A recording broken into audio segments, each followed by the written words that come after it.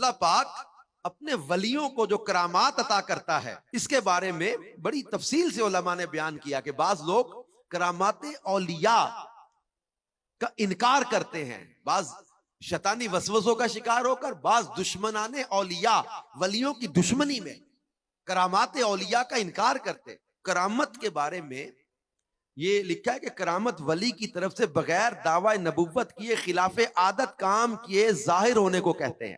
کرامات اولیاء حق ہے جس پر قرآن و سنت اور اسلاف کی کتب سے کثیر دلائل موجود ہیں۔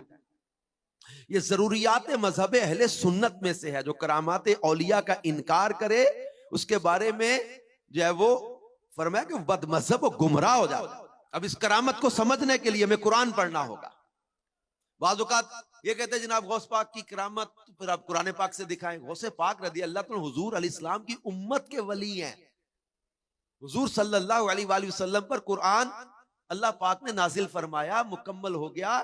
اب کرامات اولیاء کو سمجھنے کے لیے قرآن پاک سے ہم لوگ ان چیزوں کو پڑھیں گے، سمجھیں گے تو ہمیں وہ دلائل مل جائیں گے۔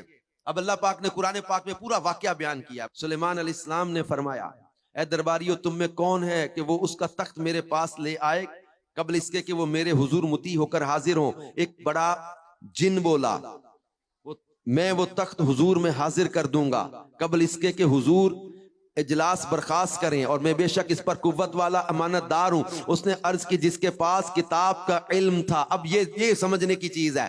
حضرت سلیمان علیہ السلام نے ملکہ بلقیس کا تخت لانے کا کہا، سینکڑوں من وزنی وہ تخت، 80 into 40 طول و عرض کا وہ تخت، اور کتنی دور ہے ملک سبا، وہاں سے لانا ہے۔ اور بڑا جن بولا کہ میں آپ کے دربار کا وقت ختم ہونے سے پہلے لے آؤں گا۔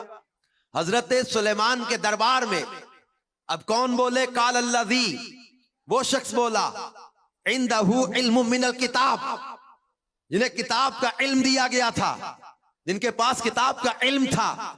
انہوں نے کیا کہا؟ حضور میں آپ کی پلک جھپکنے سے پہلے آپ کی دربار میں وہ لے آؤں گا۔ اور اللہ پاک فرماتا فلما رآہ مستقرا عندہ، جب دیکھا تو سامنے لا کے رکھا ہوا تھا۔ اب اس آیت مبارکہ سے حضرت عاصم بن برقیہ جو حضرت سلیمان کی امت کے ولی ہیں، حضرت سلیمان کے دربار میں حضرت عاصم بن برقیہ، علم دیکھو ولی کا، طاقت دیکھو، تصرف دیکھو، اختیار دیکھو، تخت کھینچ کر لے آئے۔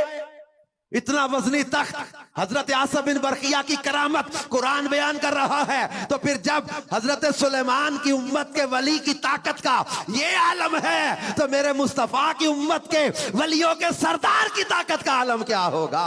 مشکات شریف میں حدیث ہے، حضرت عمر نے مدینہ المنورہ سے حضرت ساریہ کو آواز دی، مقام نہاوند میں تھے، آواز کو سنا، عمل بھی کیا، فتح بھی ہوئی۔ حضرت عمر تو مدینے میں تھے، حضرت ساریہ رضی اللہ عنہ ایران کے مضافات میں تھے۔ یہ دور سے آواز دینا، دیکھنا، سننا، یہ کرامات کے باب میں بیان کیا گیا ہے۔ تو اللہ پاک کے ولیوں کی کرامات کو اپنی عقل پہ پرکھ کر ان کرامات کا انکار کر دینا یہ جہالت بھی ہے۔ اللہ پاک کے ولیوں کو اللہ کرامات عطا کرتا ہے، اور جو معجزہ ہوتا ہے وہ اللہ اپنے نبیوں کو عطا کرتا ہے۔ اعلان نبوت کے بعد ان کی طرف سے معجزات کا ظہور ہوتا ہے، اور اسی طرح کرامات کا اپنے ولیوں کے ذریعے اللہ پاک کرامات کا ظہور کرتا ہے۔